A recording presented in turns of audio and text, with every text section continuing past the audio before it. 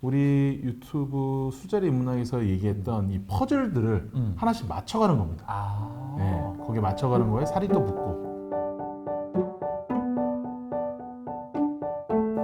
아침, 점심, 저녁 온종일 술만 생각하는 국내 최고 주류 전문가 명욱 교수와 술이라면 사족을 못 쓰는 애주기자 이 기자가 함께하는 명욱 교수의 술자리 인문학 지금 바로 시작하겠습니다.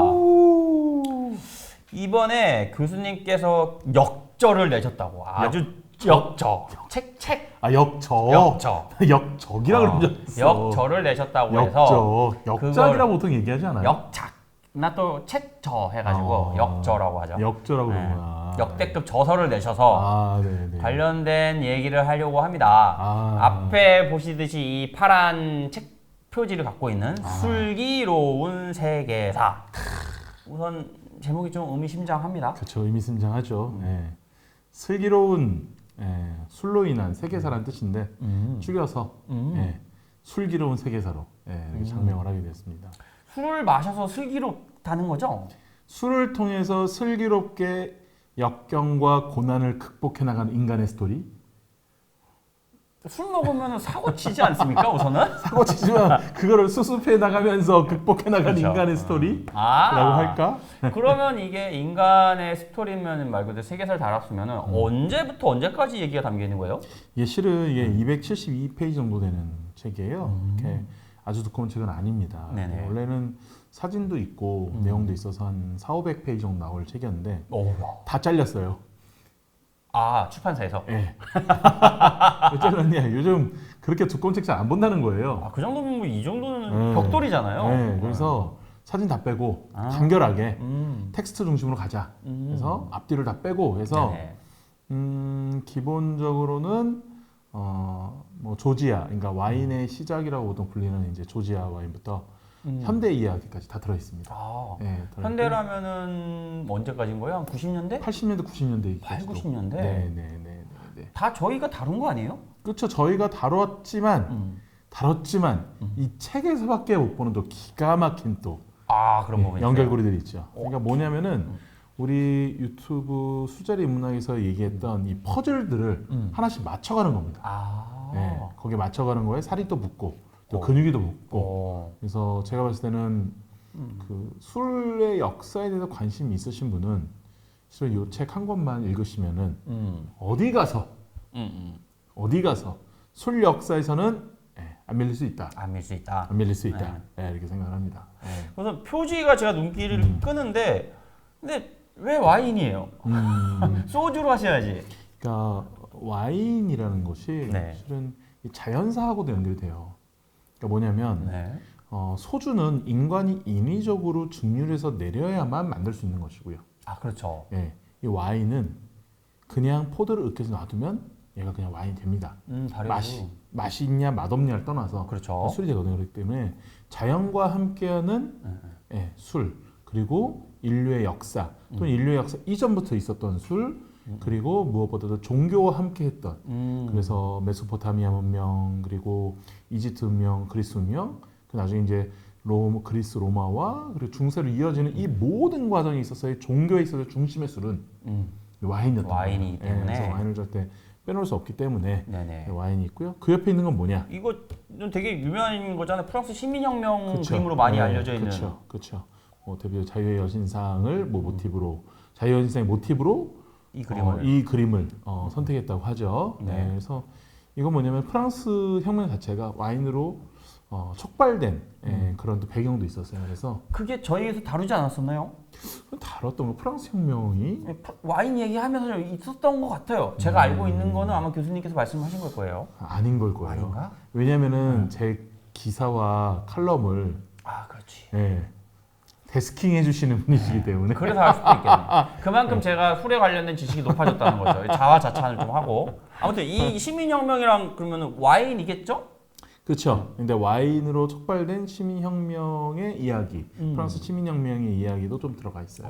물론 이제 와인뿐만 아니겠지만 와인으로 굉장히 이게 좀 시리어스한 부분을 좀 많이 차지하는 부분이 있어가지고 그렇게 다뤘죠. 그리고 또 이제 보면 이게 주황색, 노란색 테두리에 보면은 100년 전쟁 이 와인으로 시작했다. 이건 저희가 다뤘던 거죠. 그렇죠. 이건 다뤘어요. 하지만 그거보다 한 10배 정도는 깊은 내용이 담겨져 있습니다. 아. 네, 10배 정도 깊은 내용이 담겨져 있어요. 그래서 실제로 우리가 와인 하면은 부르고뉴, 보르도 이렇게 생각을 하는데 이 두 곳 다 참여를 하는데 재밌는 것이 100년 전쟁 사이에 이 보르도나 또는 부르고뉴 둘 다 영국 편이었다는 거예요.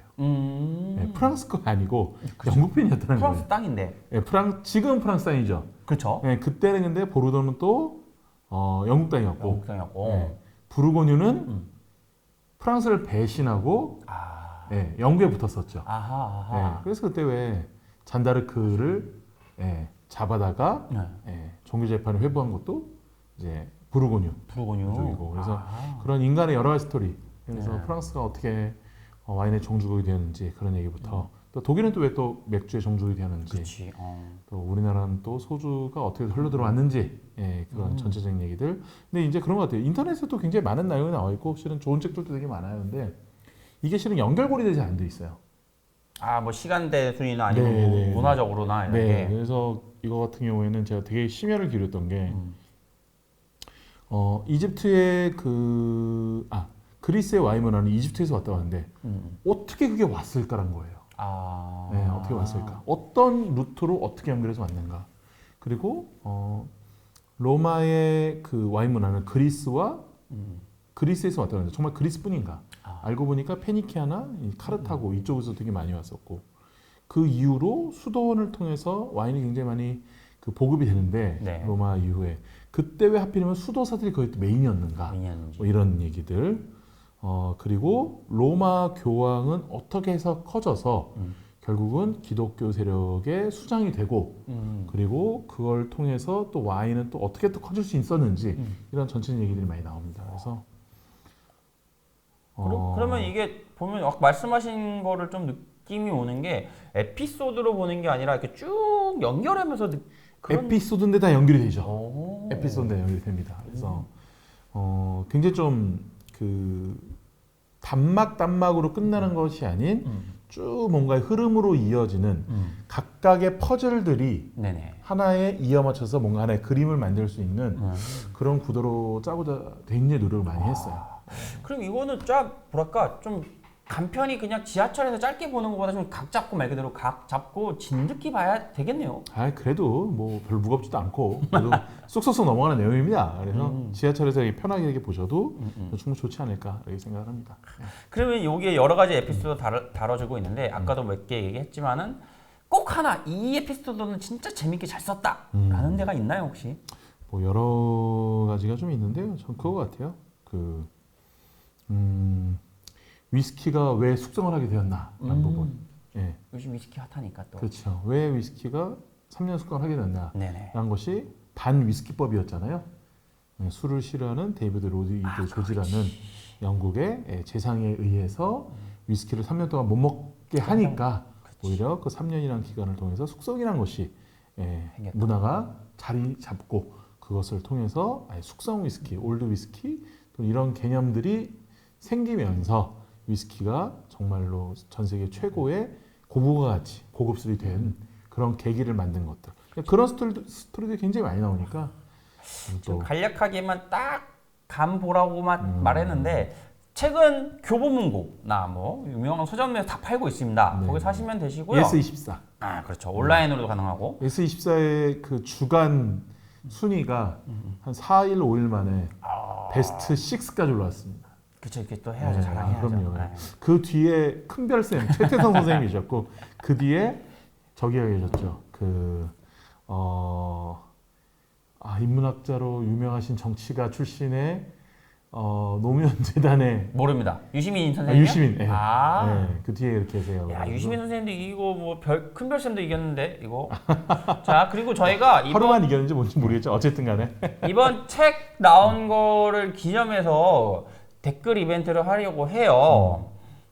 우선은 여기에 나와 있는 술기로운이란 네 글자로 사행시를 해서 가장 많은 좋아요를 받는 분한테 몇 분? 세 분. 세 분한테 보내드릴 예정입니다. 언제까지죠? 8월 말까지. 8월 말까지. 예. 그러니까 저희 보시고 댓글로 사행시를 써주신 분들한테만 가는 거니까 꼭 부탁드릴게요. 무엇보다도 일단 좋아요를 많이 받으셔야 됩니다. 예. 그렇죠. 좋아요를 많이 받으셔야지만. 네. 예. 그래서 자, 마무리 멘트 부탁드릴게요. 일단 뭐 한번 책이 조금 정리해서 하면은요. 나중에 이 책을 가지고 한 북콘서트도 한번 하면 좋을 것 같아요. 그래서 그때 한번 공지를 또 드릴 테니까 그때 한번 다 같이 한잔하는 그런 기회가 오면 너무너무 좋을 것 같습니다. 전 꼭 가겠습니다. 술 때문에. 좋아요, 알림, 구독 부탁드릴게요. 안녕. 고맙습니다. 고맙습니다.